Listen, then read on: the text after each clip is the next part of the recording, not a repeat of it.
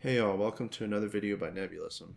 In today's video, I'm going to be demonstrating a team creation of a 4-box for a caster group. And so, over the years, I've played melee groups, caster groups, groups with great synergy, groups with poor synergy, and a variety of utility. I think that given that most of those groups were based on 3 boxes, I could kind of get away with a little bit of less utility. And so for this group that I'm setting up, given that's a 4-box, I'm going to prefer to have a bit more. Generally speaking, damage is going to more than likely be fine as long as you have a good synergy setup. And so what I'm going to be picking today is a Shadow Knight combined with a 3 caster support group, specifically the Druid, Enchanter, and Mage.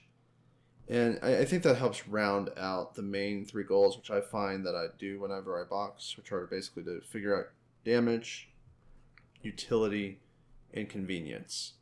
The most important part in this case I'm looking at is convenience and utility, and as well as damage, but the ability to have track, port, heals, and call it the hero, amongst other things, really wins over other kinds of boxing strategies for me. Furthermore, I don't have to do a lot of positioning of the characters. So with that in mind, let's go over the races and classes in Everquest and how they are used to construct this 4-box and some of the pros and cons of each of their features.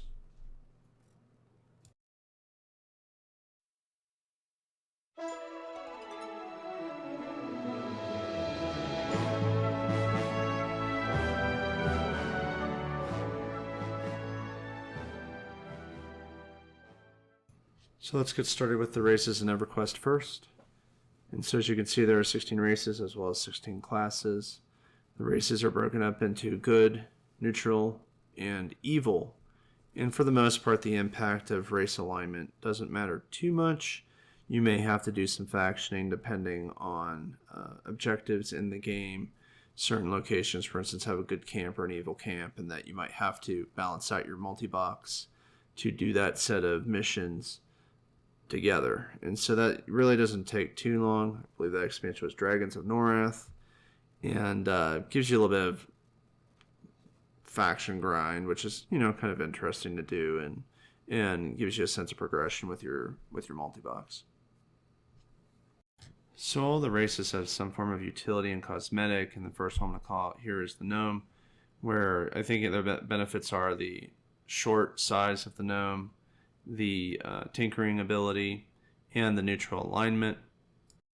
The next race that I'll point out is the ogre, which starts off with frontal stun immunity, which is quite an amazing feature for early tanks, especially prior to getting any AA that end up helping you later on.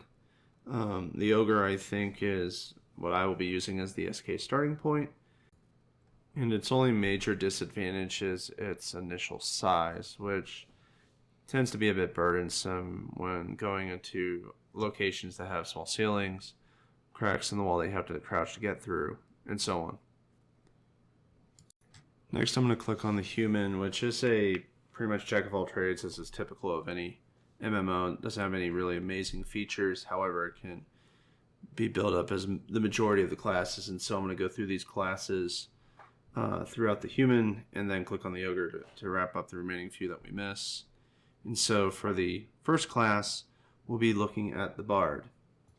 The Bard provides lots of great utility, ADPS, tracking, and speed for what I generally think primarily are for melee classes, but you can also augment up caster groups.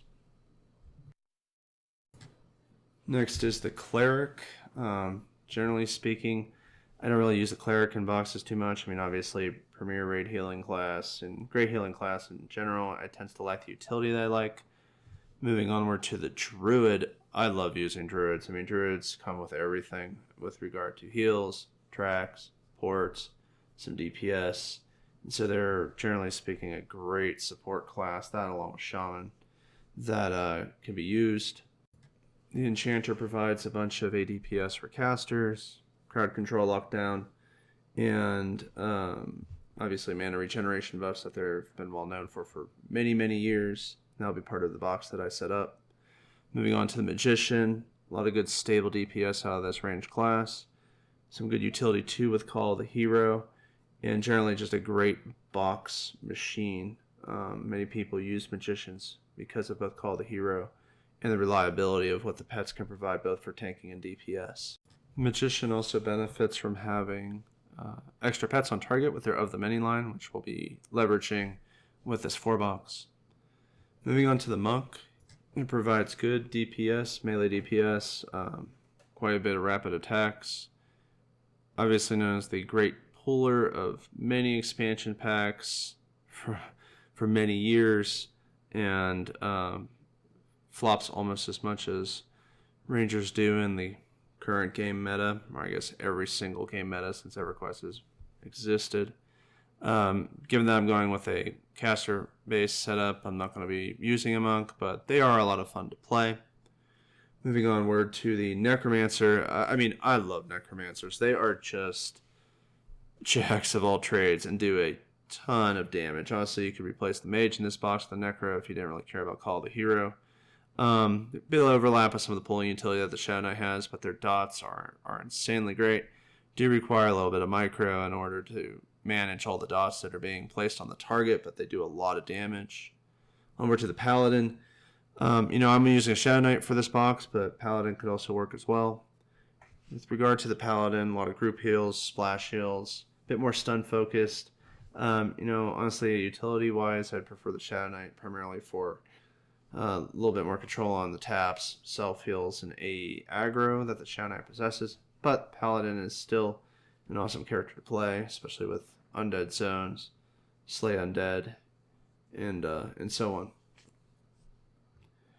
The Ranger is another great utility class and DPS class. Requires a bit of support to maintain its mana, but can do very solid and respectable damage with Headshot, and similar to Rogues, also with Assassinate, requiring humanoid mobs. Both of these classes can fit into a melee build. Ranger could probably fit a little bit more into a ranged caster build if you made it work, but I already have the Druid, so I don't necessarily need that overlap. With the Rogue, the other cool thing is you can Shroud of Stealth, and that gives quite a bit of utility for exploring, placing campfires, and doing things like that. The Shadow Knight is going to be what I pick as my tank. Great class. There's a reason why there are so many Shadow Knights in Everquest. Between their epic 2.0 clicks, auto self-heals, taps, and amazing AE aggro, as mentioned previously, they're just the premier group tank, and it will be a good focal point for my 4-box. So moving on to the Warrior, I tend to think of these more when I look at a melee-based group. Another great tank, quite a bit more low maintenance, awesome ability to survive pretty much everything, and obviously the premier raid tank. So if you're going to get much more into raiding, and you want to take tank raids, clearly the Warrior, and that's kind of rehashing what everybody has said for many decades. Finally, for the humans here, the Wizard. Wizard was my first character in Everquest back in Kunark. I love this class. I love the utility with ports. With regard to the current state of damage that the Wizard has, mana regen needing support and so on, it feels a little bit left out, and hopefully they get a little bit of a redesign. I'm going to be skipping this class for my build. Finally getting to the last set of classes here, the Beast Lord, Monk Shaman Hybrid. Great pet class, very durable, a lot of damage, very micro heavy though, so generally speaking, you need to play this class pretty hard when you play it. Finally, the Berserker here. Tons of damage. Damage on command, decap, everything is wonderful with this class. Very heavy for melee comps. And finally, the Shaman. The Shaman is the one thing that gives me pause when I pick Druids. Generally speaking, if it's a melee class, you pick a Shaman. And you just forgo the ports, or sadly so. But losing out on all of the buffs, all of the heals, all of the catline procs that give you a really fun playstyle with proc heavy elements, it would just be too much to miss. So when I've done melee boxes in the past, for instance, Warrior, Shaman, Bard, they shredded things. You give up those ports, you give up a few things of utility, but it's still a lot of fun. So, finally getting into this composition, I'm going to pick Shadow Knight for the main tank of the 4-box. It's going to be kind of the center screen.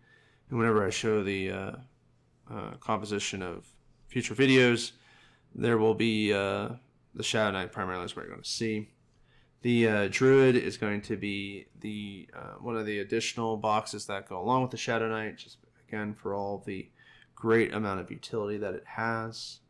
Following the Druid, we're going to be moving to the Enchanter to provide that ADPS, crowd control, lots of mana regen, double auras, all those kinds of nice things that Enchanter provides, and helps buff up the rest of the casters in the group and even the Shadow Knight. And then finally the Mage for Call the Hero, steady amounts of damage, and of course a backup tank in case the Shadow Knight would fall in battle. So Mage provides quite a bit of utility, or backup utility there too. So thanks for watching this video. Looking forward to getting in game and making videos about actual gameplay.